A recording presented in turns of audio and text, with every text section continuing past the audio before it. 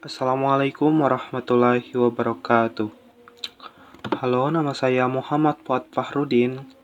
Jadi pada pertemuan kali ini pada mata kuliah Tafsir Tarbawi, saya akan menjelaskan tafsir dari surah At-Taubah ayat 122. Jadi, pada pertemuan kali ini apa saja yang akan kita pelajari? Yang pertama yaitu mengetahui isi ayat dan terjemahan dari Quran surah At-Taubah ayat 122. Kemudian mengetahui asbabun nuzul atau sebab diturunkannya dari Quran surah At-Taubah ayat 122, mengetahui tafsir dari Quran surah At-Taubah ayat 122, dan yang terakhir, mengetahui kandungan aspek pendidikan dari Quran surah At-Taubah ayat 122. Selanjutnya kita pertama-tama perlu mengetahui isi dari ayat dan terjemahan dari Quran surah At-Taubah ayat 122 yang berbunyi, "Wa ma kana al-mu'minuna liyanfiru kafah falaula nafara min kulli firqatin minhum ta'ifatul yatafakkahu fid-din waliyunziru qaumahum idza raja'u ilaihim la'allahum yahzarun." Yang artinya, dan tidak sepatutnya orang-orang mukmin itu semuanya pergi ke medan perang. Mengapa sebagian dari setiap golongan di antara mereka tidak pergi untuk memperdalam pengetahuan agama mereka dan untuk memberi peringatan kepada kaumnya apabila mereka telah kembali, agar mereka dapat menjaga dirinya. Setelah mengetahui isi dan terjemahan dari Quran Surah At-Taubah ayat 122, kita lanjut ke bagian asbabun nuzulnya. Untuk mengetahui lebih jauh mengapa ayat tersebut turunkan, pertama itu karena berkenaan dengan kaum muslimin atau orang-orang mukmin yang selalu bersemangat atau terlalu bersemangat jika Rasulullah menyerukan untuk berjihad di medan perang, sehingga mereka tidak jarang secara keseluruhan meninggalkan Rasulullah, orang-orang lemah, kewajiban, dan majelis ilmu di Madinah. Lalu yang kedua, kenapa hal ini bisa terjadi? Jadi, seperti yang diriwayatkan oleh Ibnu Abi Hatim, yang bersumber pada Ikrimah, ketika turun ayat bermaksud jika kamu tidak perlu beramai-ramai untuk berperang pada jalan Allah membela agamanya, Allah akan menyiksa kamu dengan azab siksa yang tidak terperi sakitnya. Quran Surah At-Taubah 39. Nah, ada sebuah kejadian di mana beberapa orang penduduk kampung yang tidak menyertai peperangan karena sedang mengajar kaumnya tentang ilmu, dan kemudian ada orang-orang munafik yang berkata, "Celakalah orang-orang di kampung itu, karena ada segelintir yang tidak turun ke medan perang." Lalu turunlah ayat tersebut. Atau dalam satu riwayat lain, yang juga diriwayatkan oleh Ibnu Abi Hatim, daripada Abdullah bin Amir berkata, orang-orang Islam diberi galakan supaya berjihad. Apabila Rasulullah SAW menghantar bala tentara ke medan perang, mereka akan keluar beramai-ramai. Pada masa yang sama, mereka meninggalkan Nabi SAW di Madinah dengan beberapa orang saja. Lalu ayat itu diturunkan.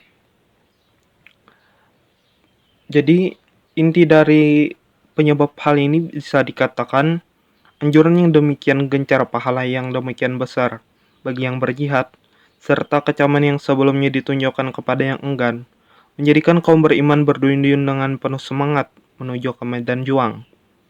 Ini tidak pada tempatnya karena ada arena perjuangan lain yang harus dipikul, seperti pada bagian pengembangan ilmu agama.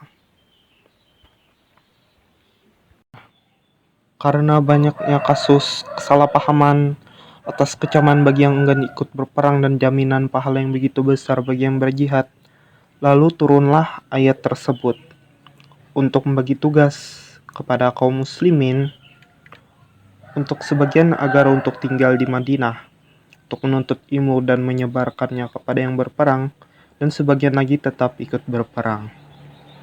Untuk lebih lengkapnya tentang hal ini, mari kita bahas pada bagian tafsirnya.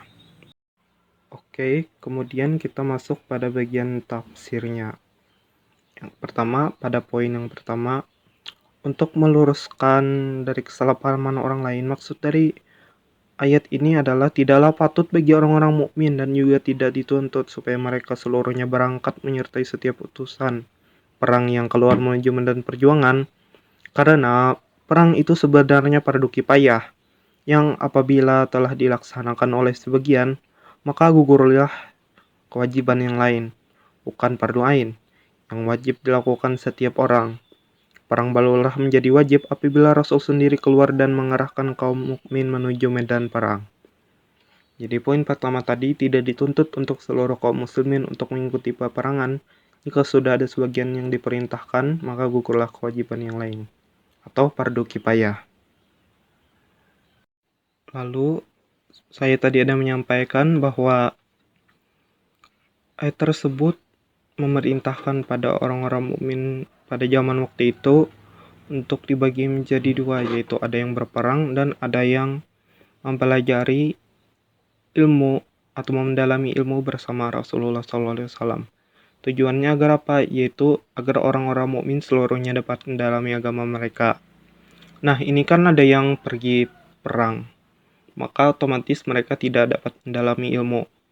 Maka orang-orang yang mendalami ilmu bersama Rasulullah inilah yang kemudian nantinya menyampaikan ilmu-ilmu dan peringatan-peringatan kepada mereka yang sudah kembali dari perang. Oke, pada poin ketiga, yaitu tentang orang-orang yang mendalami agama bersama Rasulullah tadi. Orang ini dimaksudkan untuk membimbing, mengajari, dan memberikan peringatan kepada orang yang lainnya, yaitu orang sekitar, kaumnya, dan terutama mereka yang setelah datang dari perang, tentang akibat kebodohan dan akibat mereka tidak mengamalkan apa yang mereka ketahui. Hal ini dilakukan dengan harapan supaya mereka takut kepada Allah dan berhati-hati terhadap akibat kemaksiatan. Di samping agar seluruh kaum mukminin mengetahui agama mereka, mampu menyebarkan dakwahnya dan membelanya, serta menerangkan rahasia-rahasianya kepada seluruh umat manusia. Oke, selain beberapa poin di atas, ayat tersebut juga mensyaratkan tentang wajibnya pendalaman ilmu dan pengetahuan keagamaan, serta bagaimana pentingnya penyebarannya ke pemukiman, serta memberikan pemahaman ajaran agama kepada orang-orang lain. Ini dilakukan agar dapat memperbaiki keadaan mereka. Dengan demikian, mereka dapat mengetahui tentang hukum-hukum agama yang wajib diketahui oleh setiap mukmin. Orang-orang yang beruntung memperoleh kesempatan darinya untuk mendalami agama inilah yang dimaksud dengan mereka mendapat kedudukan yang tinggi di sisi Allah, dan tidak kalah tingginya dari kalangan pejuang yang mengorbankan harta dan jiwa dalam meninggikan kalimat Allah, membela agama dan ajarannya. Oke, baiklah, kita masuk pada yang terakhir, yaitu pada kandungan aspek pendidikan. Ada beberapa kandungan aspek pendidikan yang dapat diambil. Pada poin pertama, yaitu mencari ilmu merupakan sebuah kewajiban yang tidak kalah pentingnya dengan berjihad. Seperti dalam tafsir Al-Azhar yang dikemukakan sebagai berikut, Tuhan telah menganjurkan pembagian tugas. Seluruh orang yang beriman diwajibkan berjihad dan diwajibkan pergi berperang menurut kesanggupan masing-masing, baik secara ringan ataupun secara berat. Maka dengan ayat ini Tuhan pun menentukan hendaklah jihad itu dibagi kepada jihad bersenjata dan jihad memperdalam ilmu pengetahuan dan pengertian tentang agama. Jika yang pergi ke medan perang itu bertarung nyawa dengan musuh, maka yang tinggal di garis belakang memperdalam pengertian, fikih, dan agama. Sebab tidaklah kurang penting jihad yang mereka hadapi. Ilmu agama wajib diperdalam, dan tidak semua orang akan sanggup mempelajari seluruh agama itu secara ilmiah. Ada pahlawan di medan perang dengan pedang di tangan, dan ada pula pahlawan di garis belakang merenung kitab. Keduanya penting dan keduanya saling isi-mengisi. Pada poin kedua, yaitu ilmu pengetahuan dan ilmu agama menjadi sebuah kebutuhan pokok bagi setiap muslim. Umat Islam sekarang ini telah dipengaruhi oleh modernisasi, di mana banyak budaya-budaya barat yang mendominasi kehidupan dari mode, makanan, sampai gaya hidup. Aturan syariat Islam dianggap ketinggalan zaman, kolot dan sebagainya.